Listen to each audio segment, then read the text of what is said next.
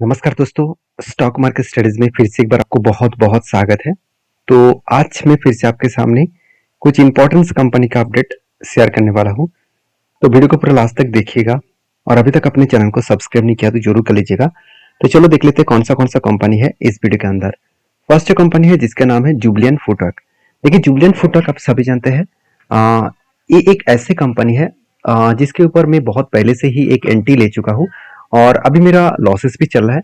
तो किस बेसिस में मैंने एंट्री लिया और कहाँ पे लिया वो मैं सब कुछ इस वीडियो में डिस्कशन करूंगा। तो चलो सबसे पहले देख लेता हूँ टेक्निकली चार्ट पैटर्न्स के बारे में। तो कहाँ पे मेरा एंट्री था। देखिए एंट्री था मतलब अभी भी है। तो कंपनी के ऊपर एक पैटर्न क्रिएट हुआ, एक cup with handle pattern create हुआ। तो कप बना, उसके बाद दो बार हैंडल पैटर्न क्रिएट हुआ और फाइनली क्या हुआ, यहाँ पे ब्रेकआउट हुआ। जब ब्रेकआउट हुआ तो ब्रेकआउट होने के बाद देखिए कंपनी क्या क्या एक बार रीटेस्ट किया। जब रीटेस्ट किया मैंने इस जगह पे एंट्री लिया और उसके बाद देखिए धीरे धीरे करके ऊपर भी गया था। ऊपर जाने के बाद एक बिग फॉल हो गया। इस बिग फॉल होने के पीछे रीजन कौन सा है। देखिए रीजन मैं आपको यहाँ पे दिखा देता हूँ। कंपनी के क्वार्टरली रिजल्ट। देखिए जब मैंने टेल लिया था तब इस कंपनी का सेल्स ठीक ठाक था। मतलब देखिए सितंबर क्वार्टर में 1300 का टोटल सेल्स था, वो बढ़ के 1370 करोड़ के आसपास सेल हुआ था। मतलब कंपनी के सेल्स बढ़े थे और कंपनी के देखिए नेक्स्ट दिसंबर क्वार्टर में भी सेल्स बढ़ा। चलो ठीक ठाक है। एक्सपेंस मिटाने के बाद आपको प्रॉब्लम कहाँ पे है ये देख लीजिए। कंपनी के 97 करोड़ का प्रॉफिट था पिछले बार, इस बार 66 करोड़ के आसपास प्रॉफिट हुआ। मतलब कंपनी के ईयर ऑफ ईयर बेसिस में भी कंपनी का प्रॉफिट कम हो गया और क्वार्टर क्वार्टर बेसिस में भी कंपनी का प्रॉफिट कम हो गया। ये दोनों कारण के वजह से मार्केट में एक नेगेटिव रिएक्शन देखने को मिला और जिसके चलते है कुछ इंस्टीट्यूशन ने क्या किया, इस कंपनी के ऊपर माल बेचा। जैसे आप देखेंगे तो नवंबर दिसंबर मंथ में क्या हुआ, अच्छा खासा क्वांटिटी बेचा गया। अभी देखिए जब शेयर नीचे आया तो उस जगह पे क्या कर रहे हैं, म्यूचुअल फंड माल खरीदारी कर रहे हैं। तो देखिए जनवरी मंथ में बाय किया, फरवरी मंथ में बाय किया और इसी के कारण की वजह से मैं इस कंपनी के ऊपर कंटिन्यू करूंगा क्योंकि यहाँ पे इंस्टीट्यूशन देखिए म्यूचुअल फंड फरवरी में बाय किया, यहाँ पे रीबैक किया था, फिर से मार्च में भी बाय कर रहा है और जनवरी में भी बाय किया था। तो जो लोग सोच रहे हैं कि इतना बड़ा फॉल हो गया सर, आपका तो लॉसेज चल रहा था, आप क्या करने वाले, तो ऑब्वियसली मैं यहाँ पे होल्ड करने वाला हूँ क्योंकि जुबिलिएंट फूड कोई खराब कंपनी है पहली बात। और कंपनी लाइफ टाइम हाई के नजदीकी है। तो देखा जाए तो कंपनी लाइफ टाइम हाई से नीचे आया, वो लेवल में आया जो लेवल कंपनी का प्रीवियसली एक स्ट्रांगली सपोर्ट है। तो इस सपोर्ट लेवल को फिर से रिटेस्ट किया, पहले एक बार रिटेस्ट करके बाउंस बैक किए थे, फिर से यहाँ पर रिटेस्ट करके बाउंस बैक करने का कोशिश कर रहे हैं। अगर मैं इस पैटर्न को एज ए लाइन ड्रॉ करके मैं आपको दिखा दूं, देखिए यहाँ पे एक पैटर्न क्रिएट हुआ। इस पैटर्न को एक रेंज कहा जाता है। इस रेंज को ब्रेकआउट करके कंपनी ऊपर जाने का कोशिश कर रहा था, अभी रिटेस्ट किया, यहाँ से रीबैक करने का कोशिश करेंगे। तो कब तक टारगेट बनेगा, किस लेवल में बनेगा, वो जब टारगेट बनेगा मैं आपके साथ जरूर शेयर करूंगा। तो फिलहाल के लिए इस कंपनी के ऊपर मेरा जो ट्रेड है उसको मैं जरूर कंटिन्यू करने वाला हूँ। आपकी क्या ओपिनियन है जरूर कमेंट्स करना, क्योंकि कंपनी के ऊपर सेल्स और प्रॉफिट कम होने के कारण ही थोड़ा सा प्रेशर आया है। बाकी कंपनी के ऊपर सब कुछ ठीक ठाक है। थोड़ा सा कर्जा भी कंपनी ज्यादा ले लिया। पहले कंपनी का जीरो डेट कर्जा था, आज थोड़ा सा कर्जा बन चुके हैं। मतलब करीबन 2600 करोड़ के आसपास कर्जा बना हुआ है। तो कंपनी के ऊपर आपके क्या ओपिनियन है जरूर कमेंट्स करके बताना। नेक्स्ट जो कंपनी उसका नाम है एसआरएफ। देखिए एसआरएफ एक ऐसी कंपनी है जिसके ऊपर आपको एक चीजों को ध्यान रखना होगा।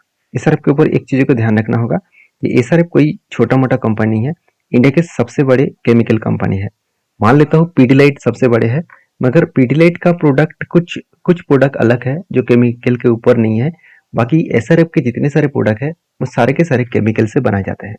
जैसे कंपनी के ऊपर देखा जाए तो टेक्सटाइल का बिजनेस, साथ ही साथ इसका केमिकल्स का बिजनेस, पैकेजिंग फिल्म्स का business, aluminium foils and others polymer.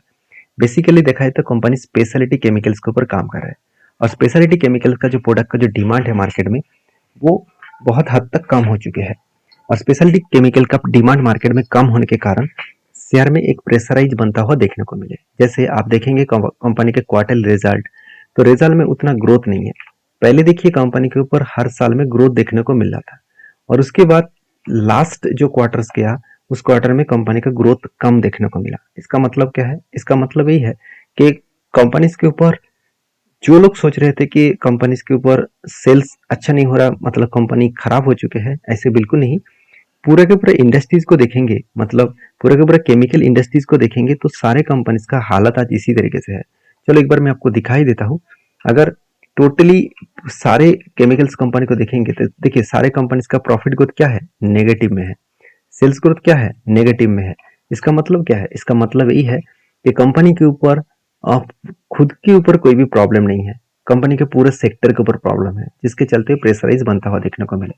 फिर भी मैं एसआरएफ के ऊपर बहुत बार ट्रेड ले चुका हूँ। तो इस बार ट्रेड लेने से पहले मैंने एक डेटा को चेकआउट किया कि म्यूचुअल फंड क्या कर रहा है।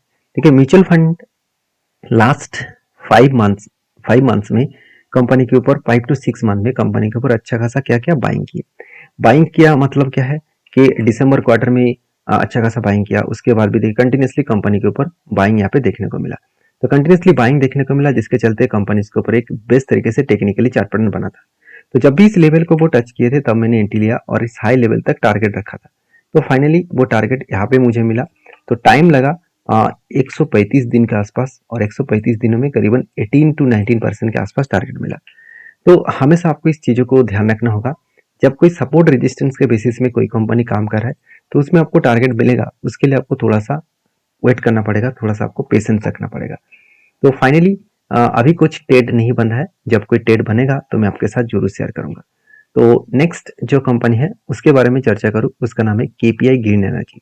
देखिए इस कंपनी के ऊपर बहुत सारे लोग हाई लेवल में फंस चुके हैं, मतलब टॉप लेवल में बाई करके फंस चुके हैं, क्योंकि मुझे बहुत सारे दोस्त कमेंट्स भी किया है कि सर मेरा होल्डिंग 1800 में है तो मैं क्या करूं। देखिए अभी 1400 में के आसपास चल रहा है, तो 1800 में आपने बाई किया। तो मेरा जो फर्स्ट क्वेश्चन आपके ऊपर रहेंगे वो है, आपने किस बेसिस में बाई किया, आपने फोमो बेसिस में बाई किया। यही सच्चाई है कि क्योंकि जब कोई पैटर्न ही नहीं दिख रहा था, जब कंपनी लगातार भागते चले जा रहे थे, तो इस हाई लेवल में बाई करने का कोई मकसद ही नहीं बनता। मैं आपको ये भी बता रहा था कि एक रेंज यहाँ पे मैं मार्किंग करके रखा हूँ, इस रेंज के अंदर अगर कुछ टाइम बिताए उसके बाद अगर कोई ग्रीन कैंडल वॉल्यूम के साथ अगर ब्रेकआउट करे, हाई वॉल्यूम के साथ, तब मैं जरूर यहाँ पे एंट्री लेने वाला हूँ। मगर यहाँ पे तो हाई वॉल्यूम हुआ नहीं और उसके बाद उस लेवल को ब्रेकआउट नहीं किया। तो जिस तरीके से फॉल देखने को मिला है, मेरे हिसाब से जो नेक्स्ट जो लेवल है डाउन साइड का 1210, इस लेवल तक आने का कोशिश करेंगे। मतलब अभी जो प्राइस चला है 1440 रुपीज के आसपास, वो 1200 रुपीज तक आने का चांसेस रहेंगे। क्यों? क्योंकि यही लेवल कंपनी के लिए एक स्ट्रांगली सपोर्ट लेवल बनता हुआ देखने को मिले। तो आपको हमेशा एक चीज को याद रखना होगा कि जब भी आप किसी कंपनी के ऊपर काम करने के लिए जाएंगे तो इस सारे पॉइंट्स को आपको जरूर स्टडी करके देखना होगा, इस सारे पॉइंट्स को आपको जरूर ऑब्जर्व करना होगा। अगर आप सही तरीके से ऑब्जर्व कर चुके हैं तो आपको पता चलेगा कि हाँ कब मुझे एंट्री लेना है, कब मुझे एग्जिट करना है। ठीक है, जब यहाँ पे देखिए यहाँ पे एक रेंज क्रिएट हुआ था, तब मैंने आपको शेयर किया था कि इस रेंज को जब भी ब्रेकआउट करेगा मैं एंट्री लूंगा। तो ब्रेकआउट करने के बाद एंट्री लिया और मेरा टारगेट यहाँ पे जो टारगेट था 1:3 रेशियो का, तो फाइनली मुझे 1:3 रेशियो का यहाँ पे टारगेट मिला। तो तब भी मैंने आपको बताया था कि आप सोच समझकर इस कंपनी के ऊपर ट्रेड लेना। ब्लाइंडली किसी भी कंपनी के ऊपर काम करने से पहले एक बार आपको रिसर्च जरूर करना चाहिए, क्या सही में कंपनी के ऊपर ट्रेड लेने के लिए कोई पैटर्न्स बना है। जब तक कोई पैटर्न्स ना बने तब तक एंट्री मत लेना, क्योंकि जितने सारे पैटर्न्स मैं आपके साथ शेयर किया हूँ उस पैटर्न्स को आप फॉलो करेंगे तो आपको ज्यादा से ज्यादातर उस पैटर्न्स में एक क्लियर कट आपको विजन दिखेगा। अगर आप खुद के बेसिस में ट्रेड ले रहे हैं वो अलग बात है, अगर आप कोई पैटर्न्स को फॉलो करके ट्रेड ले रहा है तो उसके ऊपर आप मास्टर मतलब रिसर्च जरूर करिएगा, बैक टेस्टिंग करिएगा, उसके बाद काम करिएगा। क्योंकि देखिए कंपनी के ऊपर अंदर में कुछ प्रॉब्लम नहीं है, कंपनी का सेल्स देखेंगे तो हाईएस्ट सेल्स इस बार देखने को मिला 179 से 330 करोड़ के आसपास। एक्सपेंस को कंपनी कंट्रोल में रखा, उसके बाद नेट प्रॉफिट 34 करोड़ से 50 करोड़ तक बना। मतलब एक अलग लेवल का कंपनी का प्रॉफिटेबिलिटी ग्रोथ हुआ। और उसी बेसिस में अगर नेट प्रॉफिट को मैं एक डेटा के हिसाब से बात करूं तो कंपनी के ऊपर जो बैलेंस शीट है उसके बारे में चर्चा करूं तो कंपनी के बैलेंस शीट में रिजर्व लगातार बढ़ता हुआ देखने को मिले, और बोरिंग्स भी कंपनी के ऊपर कंट्रोल में रखा, सॉरी कंट्रोल्स नहीं है, बोरिंग्स कंपनी का ज्यादा बढ़ता हुआ देखने को मिले। और कंपनी के ऊपर जो एसेट है उस एसेट के बारे में बात करें तो फिक्स एसेट बढ़ता हुआ देखने को मिले। इस केपीआई ग्रीन के ऊपर दो वीकनेस पॉइंट है। पहले वीकनेस पॉइंट है कंपनी के बोरिंग्स ज्यादा है, दूसरी वीकनेस पॉइंट है कंपनी 50% होल्डिंग प्लेजिंग रखा है। तो ये दो वीकनेस पॉइंट है, बाकी सारे पॉइंट्स ठीक ठाक दिखेगा। तो अगर आप मुझे पूछेंगे कि सर आपके पास अभी क्या इस कंपनी के ऊपर कोई ट्रेड है, बिल्कुल नहीं है। तब तक मैं ट्रेड नहीं लूंगा जब तक कोई मुझे पैटर्न्स ना दिखे। बाकी आपकी क्या राय है जरूर कमेंट्स करना, वीडियो अच्छा लगे तो प्लीज लाइक करना, और मेरे वीडियो से सारी चीज आपको सीखने को मौका मिले तो इसलिए इस चैनल के ऊपर बने रहिए। और मेरे तरफ से कोई भी बाय एंड सेल का रिकमेंडेशन नहीं है, काम करना है तो एक बार आपके रिसर्च के हिसाब से काम करिएगा। मिलते हैं नेक्स्ट वीडियो में, तब तक के लिए धन्यवाद।